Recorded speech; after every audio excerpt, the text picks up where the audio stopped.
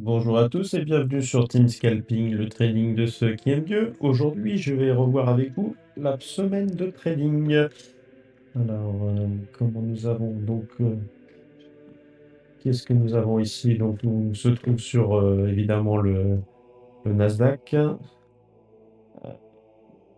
c'est le contrat futur MNQ. Voilà, pour le mois de juillet, le 5 juillet 2025. Alors, aujourd'hui, on est le 7 évidemment, parce que pardon, on est le 5 juillet, pardon. Je revois mes trades ce samedi. Lundi, donc je n'ai pas tradé. Donc je trade la session de 15h30 jusqu'à environ 16h. Comme on peut le voir en dessous. Sur CHA.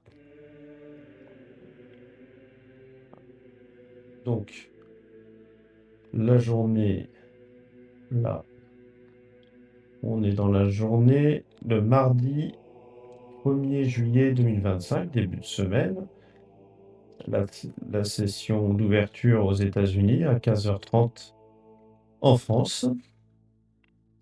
Alors, ça faisait un petit moment que j'avais pas fait de trading parce que j'avais été occupé. Et j'ai repris ma session de trading avec Phidias et malheureusement, ça faisait un moment que j'en avais pas fait. Du coup, j'avais plus tous les réflexes et mes premiers trades étaient des perdants. Donc, j'ai perdu une petite somme ici. Je sais pas si vous arrivez à bien voir. J'ai zoomé pour que vous puissiez bien voir. Hop, on voit les petites flèches ici. Hop, hop, hop, hop, hop. Donc, on était à du 22 779 en points. Et j'ai perdu jusqu'à 22 792. 96 même. Donc, ça fait un petit peu des petites pertes quand même. Donc là, il y a 1, 2, 3, 4, 5, 6, 7, 8, 9, 10, 11, 12, 13, 14, 15, 1660 euros de pertes. J'ai bien sûr... oh pardon, 171, 160 de gains donc ici, mais d'abord en premier lieu, il y a eu des pertes plus importantes. Alors, on a à peu près du 4, 5, 6, 7, 8, 9, ça fait 10. Alors, on est à peu près sur du combien? 50, 50, 50, voilà. Enfin bref. À peu près 300 euros de perte et j'en ai récupéré 160, donc une perte de 180. Alors, je vous explique pourquoi j'ai perdu.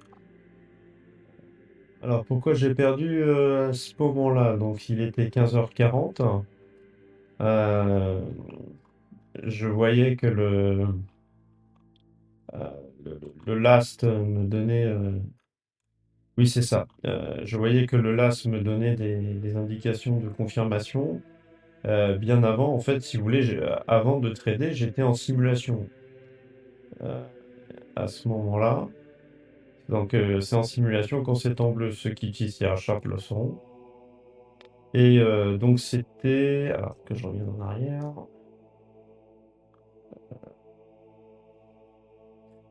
Voilà, c'était ce chandelier-là. Euh, Donc là, on ne voit plus... Dans les simulations, on ne voit plus les trades parce que je les ai effacés. Mais en gros, j'avais fait un trade avant pour prendre ce chandelier. J'avais été gagnant.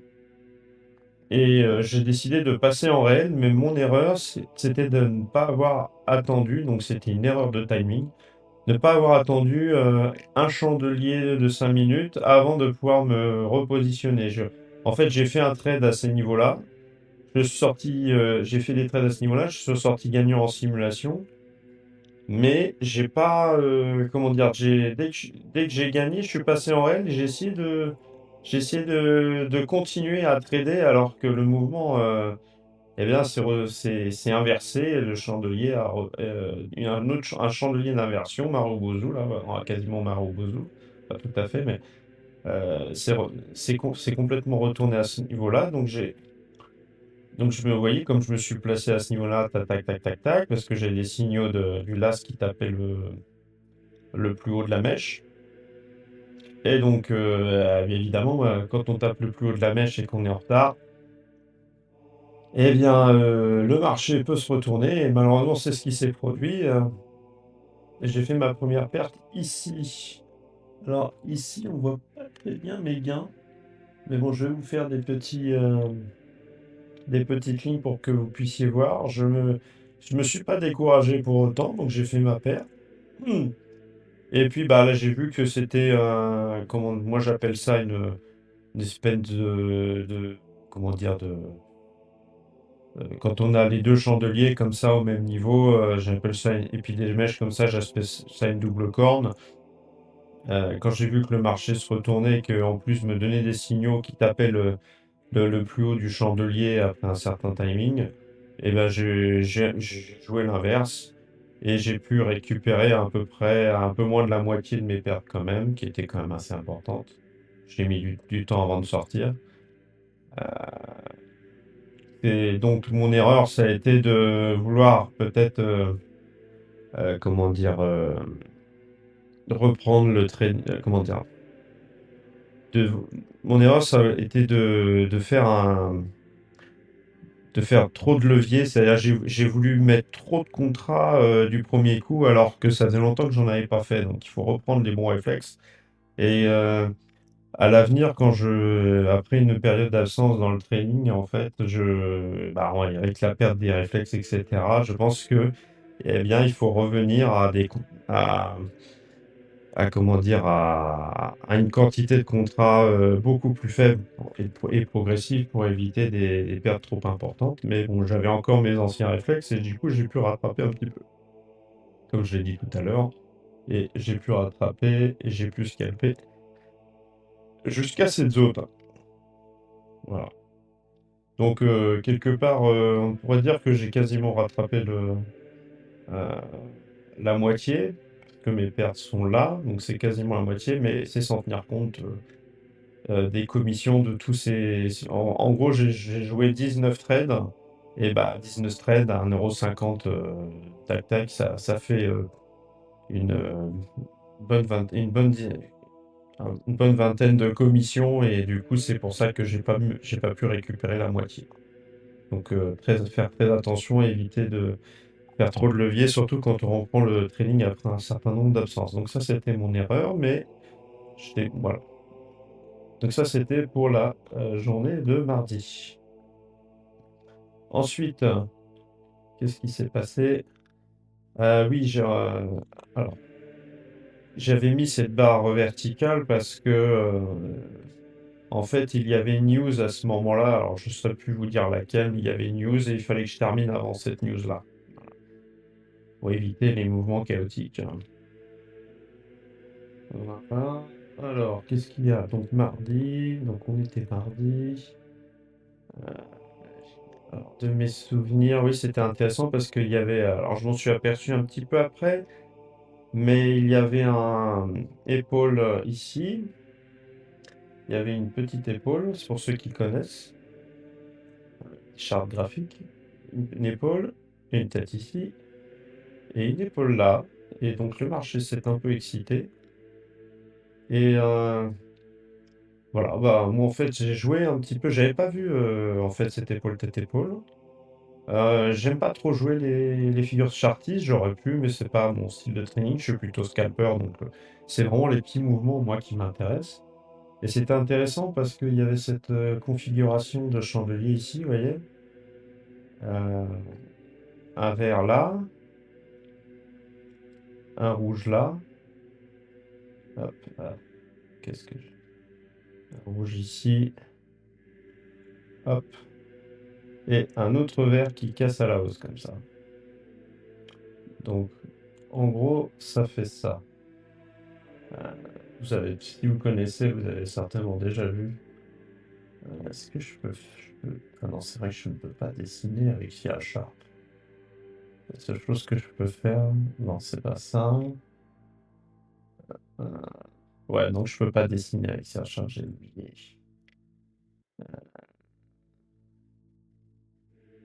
C'est avec TradingView que je peux dessiner. Comment je pourrais faire?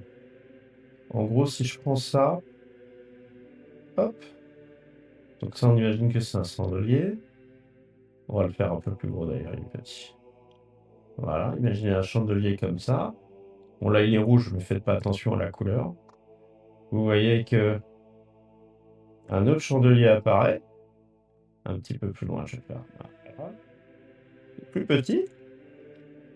Et puis encore un autre. Ici. Et en fait, ce qui se passe, c'est quand il y a des mouvements du las comme ça qui touchent le plus haut, pam, pam, pam, ça fait des confirmations et en fait, on sait que ce chandelier qui est en cours de formation, il va englober ce chandelier.